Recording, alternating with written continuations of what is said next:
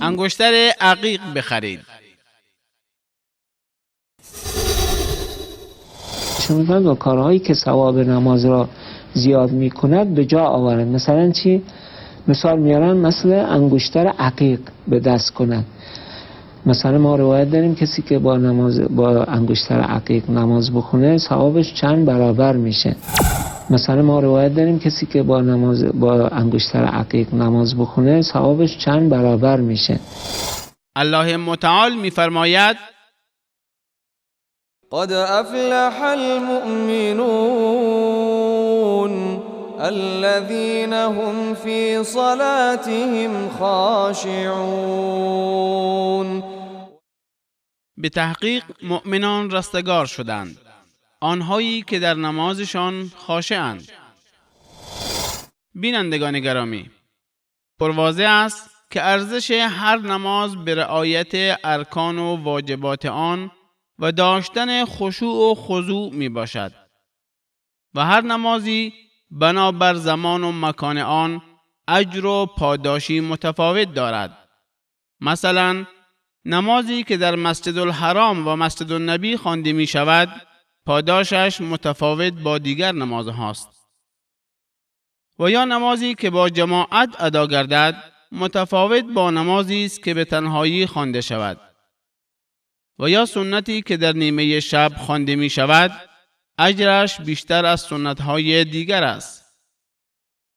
اما اینکه فلان سنگ یا فلان لباس به ارزش نماز می افزاید و ثوابش را چند برابر می کند، این امر نیاز به دلیل شرعی صحیح و صریح دارد که آن هم یافت نمی شود.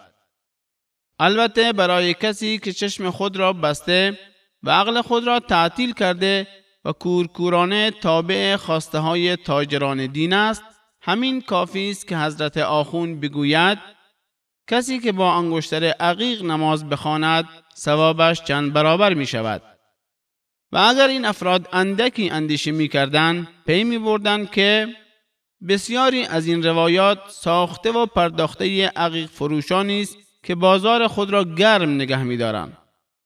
همان گونه که مجلسی در بحار الانوار روایاتی را درباره فضل بادنجان جعل کرده و به دروغ به پیامبر صلی الله علیه و سلم نسبت می دهد.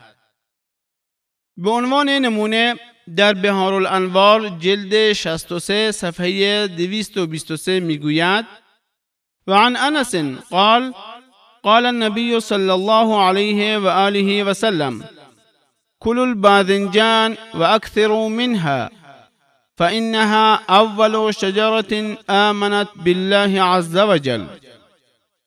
انس روایت کرده که پیامبر فرمود زیاد بادنجان بخورید، چرا که آن اولین بوته است که به الله عز وجل ایمان آورده است. و در روایت دیگر میگوید قال ابو عبدالله علیه السلام كلوا الباذنجان فإنه شفاء من كل داء. امام جعفر صادق فرمود بادنجان بخورید که همانا شفای تمام بیماری هاست. حال باید گفت یا علامه مجلسی بادنجان فروش بوده است و یا هم دوستان بادنجان فروشی داشته که به علت کساد شدن بازارشان از وی خواستند با جعل روایات ساختگی بازار بادنجان را دوباره رونق دهد. جعل و ذکر این گونه روایات ساختگی بیانگر این حقیقت است که دین در نزد آخوند ابزاری برای دست یافتن به مال و حطام دنیا و چپاول مال و ناموس مردم است.